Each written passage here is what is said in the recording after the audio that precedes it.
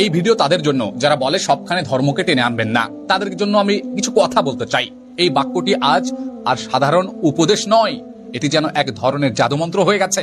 মুসলিমদের মুখে আল্লাহর নাম উচ্চারিত হলেই কারো না কারো ভেতরে অ্যালার্ম বেজে ওঠে, চুলকানি শুরু হয়ে যায়। রাজনীতি নিয়ে কথা বললে ভাই এখানে ধর্ম টানবেন না, খেলাধুলা নিয়ে কথা বললে ভাই এখানে ধর্ম টানবেন না, সামাজিক সমস্যা সমাধানের আলোচনা করলে ভাই এখানে ধর্ম টানার দরকার কি?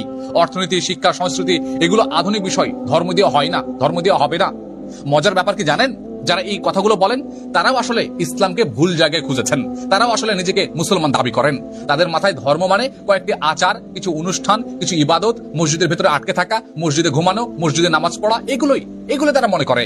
কিন্তু ইসলামকে এটাই, ইসলাম এসবের বহু আলোকবর্ষ এগিয়ে থাকা একটি সুসম্পূর্ণ জীবন ব্যবস্থা, দিন। আমরা কি জানি এটা পূর্ণাঙ্গ সভ্যতা এটা?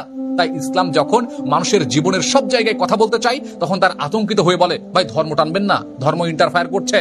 এগুলো বললেন না, এভাবে বলে, চিন্তা করা যায়।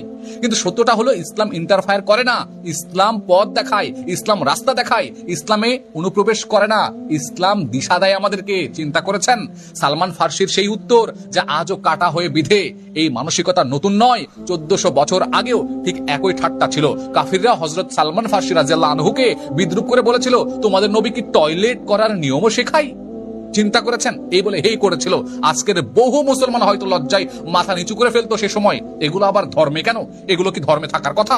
কিন্তু সালমান রাদিয়াল্লাহু আনহু মাথা উঁচু করে বলেছিলেন, জবাব দিয়েছিলেন, হ্যাঁ এটাই তো আমাদের গর্ব, এটাই তো আমাদের ধর্ম, এটাই তো আমাদের জাতির ইতিহাস। আমাদের রাসূল সাল্লাল্লাহু আলাইহি ওয়াসাল্লাম আমাদের জীবনের ক্ষুদ্রতম বিষয় নিয়েও দিক নির্দেশনা দিয়েছেন। এই একটি বাক্য ইসলামের দর্শনে লুকিয়ে আছে, অথচ এগুলো গোপন করা হয়। ইসলাম বলে মানুষের জীবন ছোট বড় বলে ভাগ করা যায় না, বর্ণ বলে ভাগ করা যায় না। যেহেতু মানুষ আল্লাহর বান্দা, তাই তার প্রতিটি কাজে আল্লাহর সন্তুষ্টির পথে পরিচালিত হওয়া উচিত। এটাই তো সারা জীবনকে ইবাদতে রূপান্তর করার দর্শন। তারপর একদল বলবে ভাই ধর্মকে টেনে আনবেন না, অথচ ধর্মের জন্যই তোমার সৃষ্টি হয়েছে, ধর্মের জন্যই তুমি এসেছো এই পৃথিবীতে। এগুলো কি ভুলে যাও তুমি, অথচ নিজেকে মুসলমান বলে দাবি করো? লজ্জা কি লাগে না তোমার ভাই?